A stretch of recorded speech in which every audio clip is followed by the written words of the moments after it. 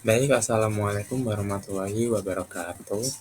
Nama saya Syahrul Ramadan dengan NIM 24020205051 dari Prodi Pendidikan Bahasa dan Sastra Indonesia.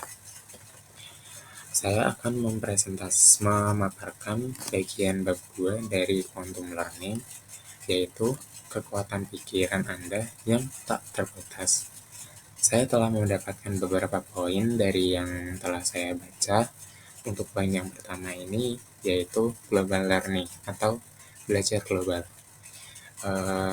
Pada saat usia masih anak-anak atau terutama pada usia dini, sekitar 2 sampai 7 tahun mereka belajar secara alami seperti layaknya spons. Kenapa diibaratkan sebagai spons? Spons itu kan menyerap semua yang ada di sekitar mereka. Nah, otak anak-anak pada usia dini seperti itu menyerap semua informasi yang ada di lingkungan sekitarnya. Maksudnya itu mereka uh, tidak bisa membedakan antara yang namanya bermain, berinteraksi, serta belajar. Jadi dari proses mereka itu menyentuh, mencium, mendengar, dan juga melihat itu disebut sebagai proses global learning. Kemudian dari poin yang kedua itu ada 3 bagian otak yang bekerja sama. Untuk memahami mengapa kita belajar seperti itu, kita perlu tahu bahwa otak kita ini memiliki 3 bagian utama. Yang ini seperti 3 lapisan yang berevolusi dari waktu ke waktu. Untuk lapisan yang pertama disebut sebagai otak rektif. Ini adalah bagian tertua yang bertanggung jawab untuk fungsi dasar seperti bernafas dan juga detak jantung. Kemudian lapisan kedua ini disebut otak limbik, berpusat sebagai emosi dan juga memori. Ini sebabnya emosi sangat kuat memengaruhi ingatan dan juga cara kita belajar. Kemudian yang kedua, neokortex. Ini adalah bagian terbesar dan juga terluas, tempat kita berpikir, berlogika, dan juga berkreasi. Ketiga bagian ini harus bekerja sama. Jika sistem limbik kita tertekan atau merasa tidak aman, neokortex tidak akan bisa berfungsi secara optimal. Jadi mereka ini saling berkaitan satu sama lain. Kemudian poin ketiga yaitu otak kiri dan juga otak kanan. Keseimbangan itu adalah kunci. Banyak dari kita yang sudah tahu tentang otak kiri dan juga otak kanan. Otak kiri itu logis dan juga analitis, seperti layaknya seorang akuntan.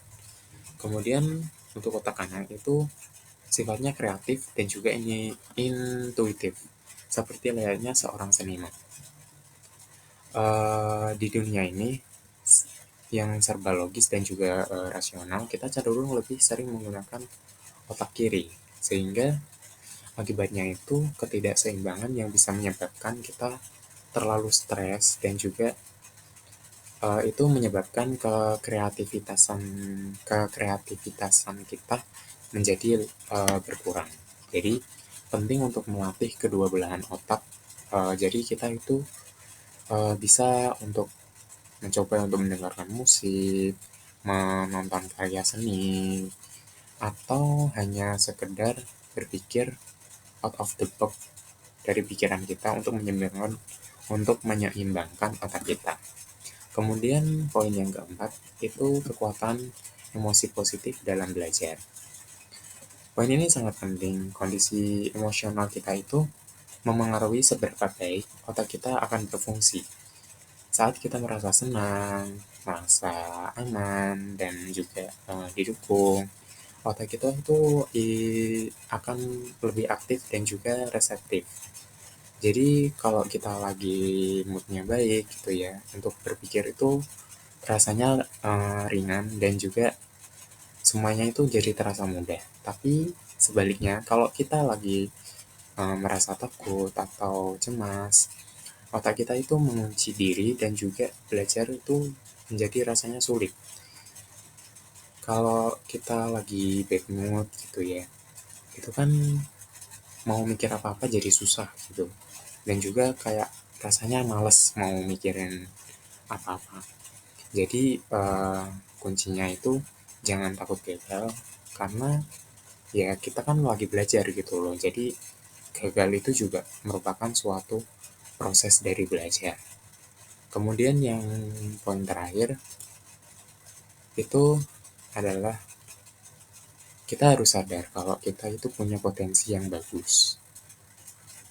Memang kita itu tidak seperti Einstein atau Da Vinci, tapi kita juga bisa memiliki otak yang serupa dengan mereka. Kita tuh juga punya potensi gitu. Uh, di internet saya tuh pernah dengar cerita Roger Bannister itu atlet yang menjadi orang pertama lari 1 mil dalam waktu kurang dari 4 menit. Sebelum hal itu terjadi, hal itu dianggap mustahil kan, kayak gak mungkin gitu. Tapi setelah ia membuktikannya dan kemudian banyak terinspirasi kemudian mencoba hal yang sama, itu ternyata mereka bisa. Kenapa? Ya karena sebenarnya yang membuat kita nggak bisa itu kan pikiran kita sendiri gitu.